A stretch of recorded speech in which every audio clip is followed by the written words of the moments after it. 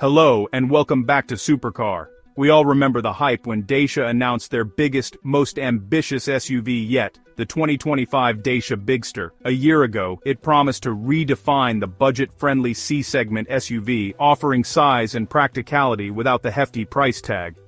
But a year on, has the Bigster delivered on that promise, or have the budget compromises started to show?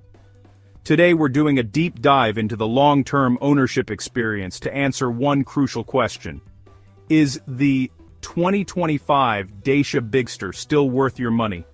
Before we get into the nitty-gritty of rattles, bills, and real-world fuel economy, do us a huge favor, smash that like button, and if you haven't already, click subscribe and ring the bell to join the Supercar family. Let's find out.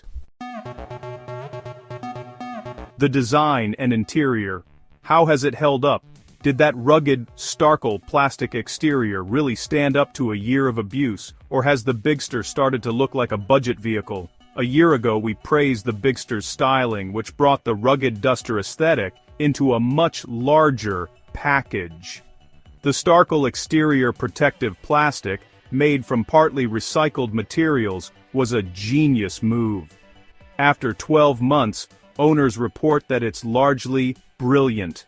It's unpainted and dyed in the mold, meaning those little scuffs and scrapes that would ruin a painted bumper simply disappear, maintaining the car's rugged look. The chunky design cues still look modern and tough. Inside is where the Bigster makes its biggest statement on space. People bought this car because it offered acres of room compared to rivals in the same price bracket. The massive 612 to 702-liter boot, depending on the powertrain, is a practical triumph, and users, with families, dogs, and camping gear, confirm it's a game-changer. Headroom and legroom in the rear are exceptional. However, the interior materials, while cleverly designed with textures to look better, are still hard plastics. After a year, this is where the budget shows. We're seeing reports of light wear and tear on door cards and around the center console, and while the optional wipe-clean synthetic seat material is a lifesaver for messy families, some users miss a more premium feel. You get the space you paid for, but not the luxury. The driving experience and powertrain reliability. It's big, but is it a blast?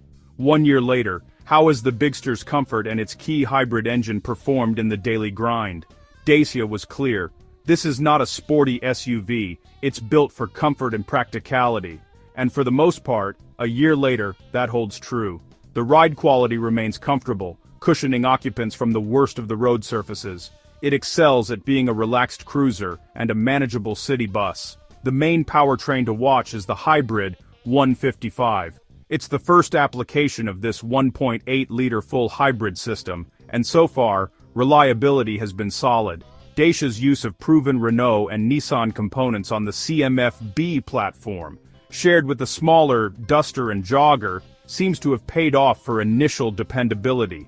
Fuel economy has been a highlight, with owners consistently reporting figures in the 50 to 60 mpg range, especially around town where the electric motor assists frequently.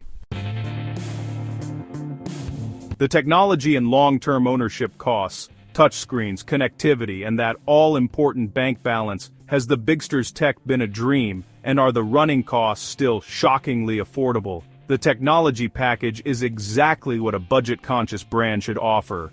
The essentials, done well. The 10.1-inch infotainment screen is simple, clear, and thankfully retains physical buttons for the air conditioning. Owners appreciate the fuss-free Apple CarPlay and Android Auto integration. No complex menus or lag, just functionality. However, 1 year in, the real story is in the running costs. The Bigster was pitched as a value champion, and it has delivered. Its starting price, typically in the mid-£20,000 range, is significantly lower than C-segment rivals like the Nissan Qashqai or Kia Sportage. Fuel efficiency, as mentioned, the hybrid's excellent real-world efficiency keeps the fuel bills low. Maintenance, being based on a simple, well-established platform, means servicing costs are expected to remain competitive and reasonable. Depreciation, this is the surprise success story. Dacias, particularly the popular models, hold their value incredibly well.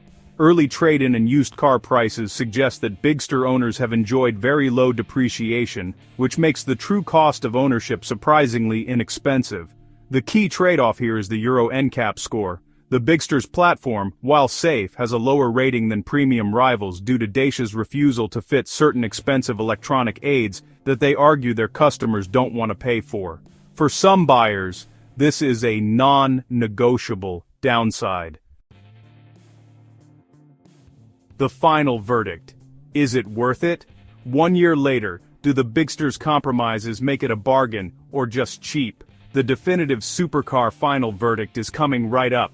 After a full year on the road, the 2025 Dacia Bigster isn't just a bigger duster. It's Dacia's masterstroke in balancing cost, space, and functionality. It is absolutely worth it for the right buyer. If your priority is maximum space, excellent hybrid fuel economy, and genuinely low total ownership costs, thanks to the low purchase price and surprisingly low depreciation, the Bigster is unbeatable. It is a practical triumph that comfortably handles family life without breaking the bank.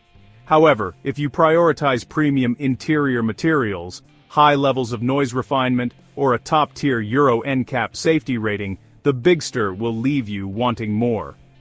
The simple truth is that Dacia has made calculated, purposeful compromises to hit a stunning price point. The Bigster is not perfect, but it delivers on its core promise: shockingly affordable space and practicality. For most families and adventurers, a year later, the Bigster remains the undisputed value champion of the C-segment SUV market. Let us know in the comments below. If you owned a Dacia Bigster for a year, what would be your biggest praise and biggest complaint? Thanks for watching. Don't forget to subscribe to Supercar for more long-term reviews, and we'll see you in the next video.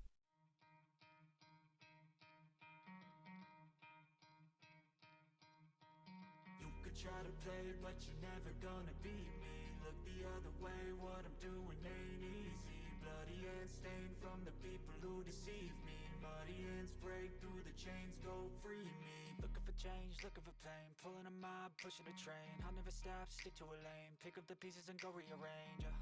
I'll be the best above all the rest, put me to the test and expect nothing less. Your check is